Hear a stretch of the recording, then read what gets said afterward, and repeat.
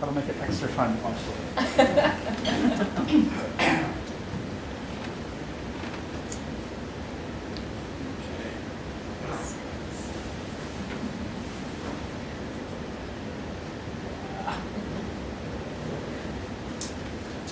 Anna gave away about half of my talk already. So, how to start? This is a little bit of a convoluted process of how we got from where I'm starting to where we're at today. But I think it's pretty interesting, and I have stuff for show and tell. So lots of fun. I'm talking about a process called biopaper, which is the project that I proposed to the Jerome Fellowship, and is fairly unique. So it involves making paper from bacteria. It's a paper that was actually alive. So we'll get into that a little bit. But first, who am I? I'm a paper artist. I basically focus on really complicated origami. Complex geometric folding and manipulating paper, making really complex structures and shapes, and trying to do that on a large scale. My particular focus is on repeated patterns and forms. I published a book on this in 2008, which led me to spending quite a lot of time traveling around the world and teaching people about origami and how to do these different types of things.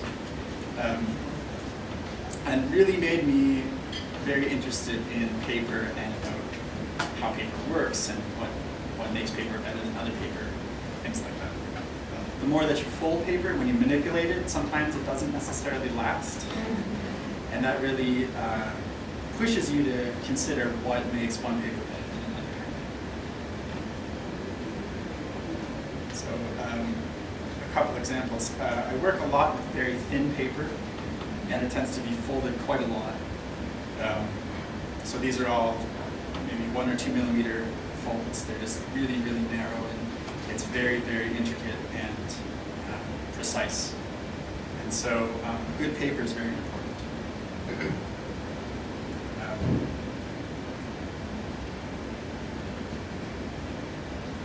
Really interested in a lot of elaborate forms and structures, and the better the paper, the better the outcome is. And so when you're working with not so great paper, you learn really fast that it's not going to actually last for you. And that pushed me to try to find better papers and stronger papers, papers that would withstand, that would look better after maybe thousands of folds and manipulations and changes. So I started going down the path of handmade papers. I had never really thought of as being a thing, and guess what they are. And I had the good fortune of moving into a house with Amanda Degener, who is a paper maker here in the Twin Cities, and taught me a lot about handmade paper. And it really pushed me to see what could be done, but also to enjoy the natural form that paper takes when it's not being mass-produced in a commercial mill. And to enjoy it for its irregularities and strange shapes that sometimes it takes. Also conveniently, my wife is a paper maker, who's sitting right here in the front row, and she has facilitated a lot of this mental evolution for me. With all of this, about 7 years ago, I started really thinking about what makes really good paper for the kinds of crazy manipulations and foldings that I was doing. It was always a challenge to find good paper that I could use. And through some kind of weird twists and turns, I started playing with these pieces of cellulose that are produced by kombucha, you know, the bubbly drink stuff, which is what the initial basis of this was. It's this kind of rubbery thing, and I didn't realize it was actually paper. It's made out of cellulose. It's pure cellulose. And Amanda helped me to play with it and press it, which was an interesting process. And we realized, oh, we could actually make paper out of this. And so I started playing with it more and growing these vats and bubbling weird things. And we realized it actually makes pretty nice paper. So we've been playing with this for a number of years and going on to better strains of bacteria to make this actually work. One of the really amazing qualities of this paper, which I'm going to run through, so forgive me for being a little science nerdy here, but it's actually bacterial cellulose. So what happens when this paper is growing? It's actually like little tiny bacteria that are weaving strands of cellulose as they grow. And they knit it together and make this really dense mesh of pure cellulose that is, it's on such a fine level that it's actually a nanomaterial. It's much, much, much smaller than anything that you can make from plants, and it has no impurities the way that plants have impurities. And this has really weird qualities because of that. Like normal paper, when you make a sheet of paper and it's wet and you're pulling it off, it's got about 60% of its weight is water.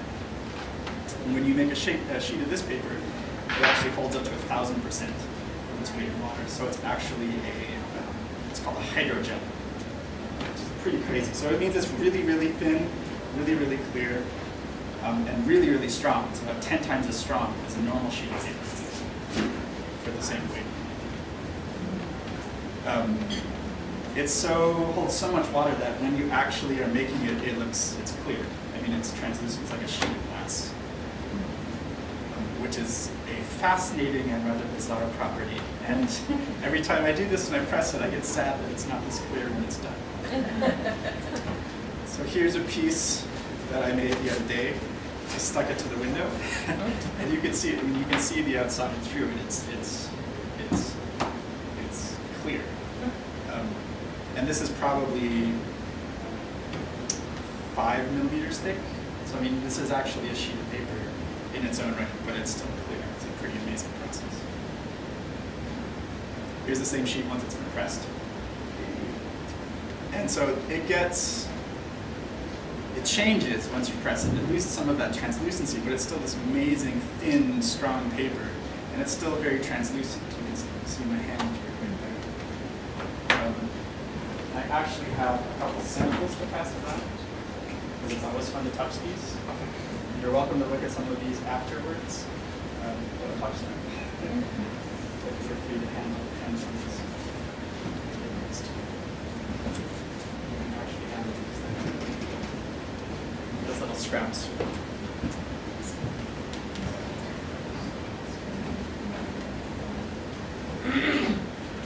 So these pieces were actually fairly thick. These pieces, when they were wet, were probably that close to an inch, maybe 3/4 of an inch. One of the challenges of working with this paper, though, it's because it grows, it doesn't grow evenly. You know, when you make a sheet of paper and you're making it in a mill or you're pressing, you can actually get it nice and perfectly even, and that's great. When it's growing and it's living, it doesn't always behave the way that you want it to. And so occasionally when you make it, you have weak spots. You have areas where the bacteria weren't doing their thing as much as in other places, and that can lead you to have this really weak area that might break or that's fragile. So I started experimenting with laminating layers together. So taking 3 or 4 sheets of thin paper, pressing it together, and making it into stronger sheets. And one of the interesting things about that is there's patterns and inclusions and weird structures that show up within the paper when you do that. I found that really fascinating, and I wanted to explore that further. There's also really bizarre things that will show up when the paper is growing or when it's drying, or if there's inclusions, or in this case I sprinkled some iron filings on the paper while it was wet, and that changed it and put all these crazy black spots in the paper. And so there's weird properties that normal paper doesn't have in the same way. You can also manipulate the layers before you press it, and that yields this funky, strange, this is just one flat sheet, but it looks very distorted.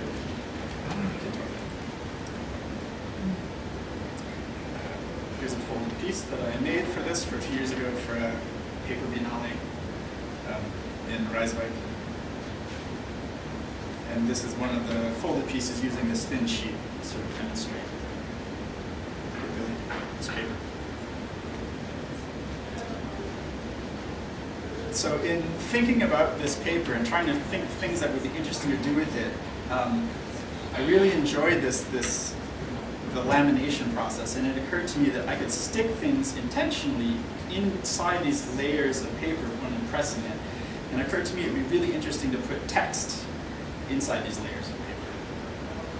And I was trying to think about what I could possibly put in here, and I'm a big fan of the poet E. Cummings, who has this really crazy use of text that's just all over the place, kind of this anarchistic orthography of words all over the place. And these are fairly tame examples.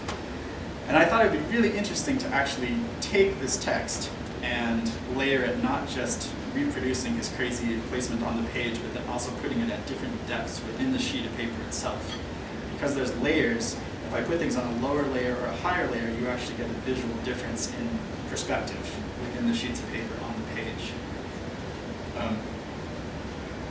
Which is really interesting to me. So recently I decided to try this. I should point out, this requires growing about 1,300 sheets of this biological paper in tanks, which is a process. So right now our studio is chock full of glass tanks and shelving, and it smells not so great. Joanna's nodding at me right here. It's a process. That's why it's a studio and why it's not in our house. But I also I ordered a laser cutter so that I would be able to process this text. We have some machines for cutting at our house, but they're not fine enough to do this without damaging this very thin paper. So I've ordered a laser cutter so that I'm able to actually process this text and truly render it, both the text in the correct way that I want with designs and patterns, but then be able to do that and not mess it up by cutting it by hand. And doing that many, many times that didn't seem to appreciate. So this is what happens when I cut things by hand. A little bit more rudimentary. But I made a sample by putting layers of this paper. And so I put a layer, I put a letter, I put another layer, I put another letter, and I built up like 5 layers of this paper with letters in between. And this piece is here on the table in the light box. So if you want to have a look at it afterwards, feel free to check it out. So before I press it, you can see it looks kind of wet and translucent, and there's these different layers. After it's been pressed, it lost 20 times its thickness and became insanely thin. Really too thin for this book project, but that's why it's a trial. But I really enjoyed the way that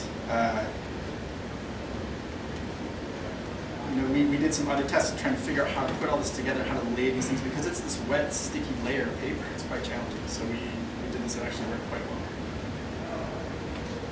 And there's another sample which I think demonstrates the process that is being achieved here, which is actually putting layers on top of layers. And so you can actually see these are all just together. These are superimposed in different layers of paper. But you can actually see how it looks like there's shadows, like there's depth here, even though these are both pressed completely flat. It's a fraction of a millimeter thick, but it still yields a really good visual depth and difference between the sheets. So right now with this process, I'm really excited to see how this turns out once we start cutting text, layering it, and pressing it. I'm excited for us to be done growing all of the sheets of paper that need to be grown for this to happen. Winter is not the best time to try to grow things that needed to be really warm. So once the weather picks up, it's going to come along much faster.